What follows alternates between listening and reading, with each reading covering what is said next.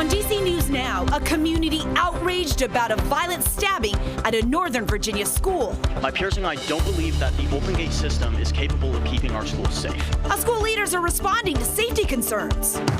A shooting at a Motel 6 in Maryland. What guests are telling us. Hey friends, we are tracking a little bit of rain and stormy activity going into your Friday. I have all the details. They're coming up. Some future doctors in mini white coats. The students graduating from a Howard University program. It's night one of the 2025 NFL Draft. The growing excitement in Green Bay tonight as the Commanders look to build on last season's success. You're watching the station covering all of the DMV. This is DC News Now. Hi, everyone. Thank you so much for joining us for DC News. And now at 10, I'm Susan Tran. And I'm Tosin Fakile. Chris Flanagan has the night off. We begin in Fairfax County. Right now, parents there say more needs to be done to keep students safe after a teen was stabbed at West Potomac High School in Belhaven. This was Wednesday. Police tell us a 15-year-old is facing charges for stabbing his classmate there. DC News Now's Randy Bass was at tonight's school board meeting. And Randy, what kind of safety solutions are families here now demanding? Yes, today was the first day new weapons detection systems were in place at West Potomac High School. Those went in place less than 24 hours after yesterday's stabbing. And though the school system may have moved quickly, parents and students we talked to tonight say it's not the only thing that should be done to make students feel more safe here. I'm a parent who's actually had that call when something's happened to their child. I've had that worst call. I've had to suffer through that. Fairfax County parent Vanessa Hall says Wednesday's stabbing at West Potomac High School left her shaken up. Dramatically horrible, terrifying for all the parents standing outside. She and a student testified in favor of finding new safety measures at Thursday night's school board meeting following the addition of new open gate weapons detectors at West Potomac just one day after the stabbing. Students are panicking, afraid of being treated like a suspect for the crime of potentially being a victim of school violence. And critically, my peers and I don't believe that the open gate system is capable of keeping our schools safe. Students at West Potomac walked through them this morning. There's always going to be somebody who doesn't care what the thing does, and I don't think that's really going to have an effect on anything. Pamela Revels is the president of the National Association of School Resource Officers. She says those systems can help, but they aren't a solution on their own. When you do add things like a weapon detection system, it is an enhanced feature, because you can't just rely on that alone is going to stop weapons. The board student representative Megan Sawant says it's an important step toward safety. This is the reality that we live in, and we always need to be prepared. It's not clear how long those new weapons detection systems will stay in place at West Potomac High School. That program is still in its pilot phase throughout the county. Live in Falls Church, I'm Randy Bass, DC News Now. All right, Randy, thank you for that report. In Northern Virginia, we now know the name of the man killed in a traffic stop after he shot and injured two officers in Fairfax County. Police say a third officer shot and killed Jamal Wally yesterday. It started when officers pulled over the 36-year-old they say was argumentative and disobeyed commands. Investigators say he reached for his gun and shot the two officers in the arm. A third officer opened fire, hitting him 4 times. Police say body camera video will be released within 30 days. The Commonwealth's attorney is investigating. New tonight, the wildfires in New Jersey, they are continuing to rage, and now investigators have charged a 19-year-old for arson. They say Joseph Kling did not properly put out a bonfire, which they say started the Jones Road brush fire. Now, the flames have burned nearly 15,000 acres there in South Jersey. All of that smoke, and take a look, it is creating some poor air quality concerns in our parts of the region. This is a map from Maryland's Department of the Environment, and it shows just how a major portion of the state is seeing the impacts from the smoke of these wildfires. All right, it's time to get a check on our forecast here back at home.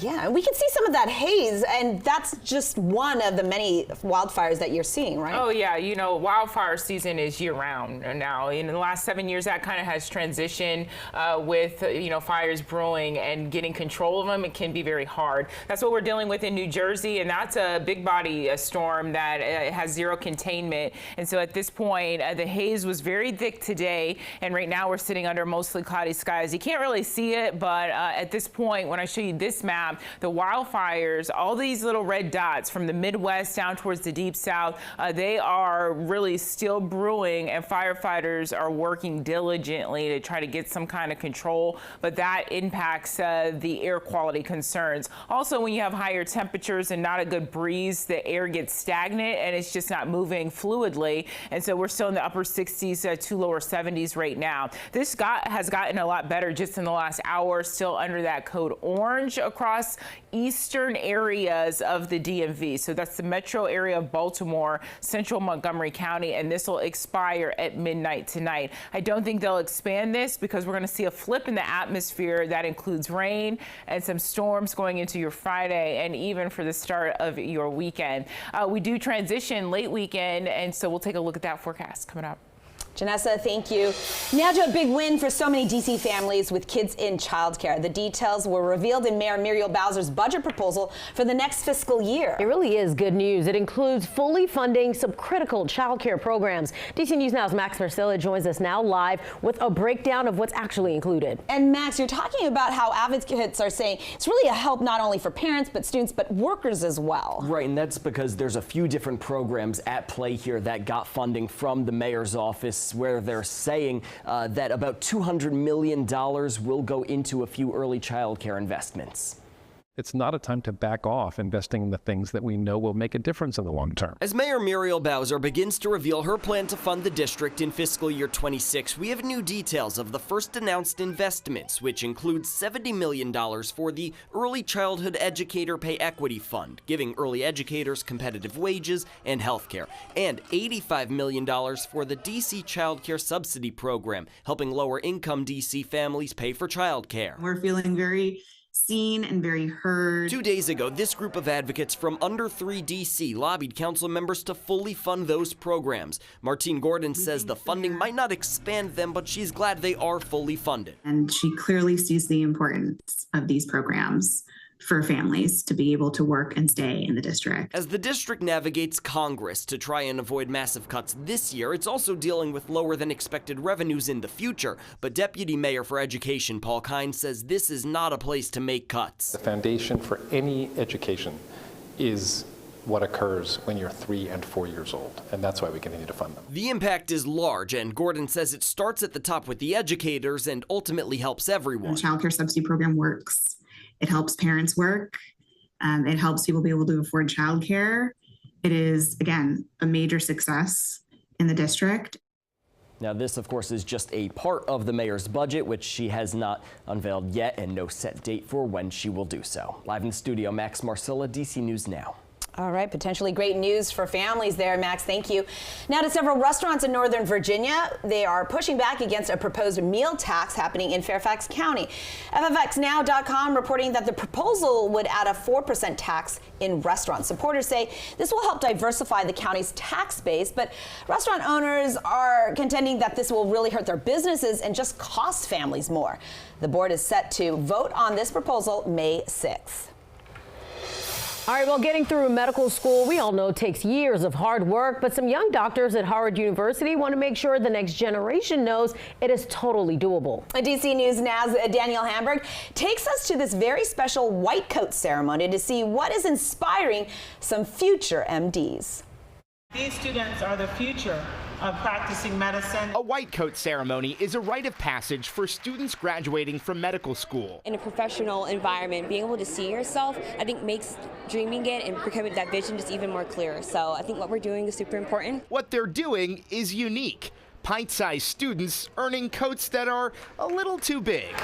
That's because these students at Tubman Elementary School are graduating from the Howard University College of Medicine Mini-Med program. We learned about our teeth, and it helped me take care of my teeth way more. A dozen 4th and 5th graders were paired with current Howard medical students to learn about medicine and healthcare. Naming the bones and what medicine we can eat when we are sick. New knowledge and new experiences. We touched the human brain, but with blood, so our hands didn't, get. We learn about the bones and different types of bones in our body. and the longest bones, the shortest bones. The elementary school kids even gave the med students advice on how to teach others. They said, you know, you're showing us this model of a skin, but this model has straight hair and I have curly hair. So we were able to take that and say, okay, the next time we come to teach this, we're going to add curly hair. The Mini-Med program is about inspiring the next generation. When I grow up, I want to be a doctor. My sister's a doctor already, so I want to be like her. Even if one of them decides to become a physician or a dentist or a pharmacist or a nurse, it would have been well worth it. I feel like our world is in good hands knowing all of these kids are learning so much. Just listening to them, I know, like, the future, I'm not worried. Right. Not at all. All right, Daniel, I mean, representation matters. These are kids who see people like themselves, even giving advice to these doctors. Hopefully, you're going to tell us that this is a program that's sticking around. Yeah, the dean of the College of Medicine you just heard from, she said that they do want to continue this program. They want to open it up to more schools in the district, elementary schools and middle schools. Really important to continue this and continue connecting with these kids. So maybe one day they'll become doctors too. And we'll all be healthier and safer for it. Absolutely. All right. They look like good energy doctors, and I'm here for it. All right. Daniel Hamburg with our favorite story of the day. Happening right now, a live look at night one of the NFL draft, which is happening in Green Bay, Wisconsin. Yeah, the Washington Commanders are gearing up for what they hope will be another successful draft. The Commanders, they hit a home run when they drafted Jaden Daniels with the 2nd overall pick last season, and we all saw what he did for the team. Tonight, they have the 29th overall pick. General Manager Adam Peters says while the team certainly does not need another premier QB, they're looking at all options and will be going with the flow in round 1.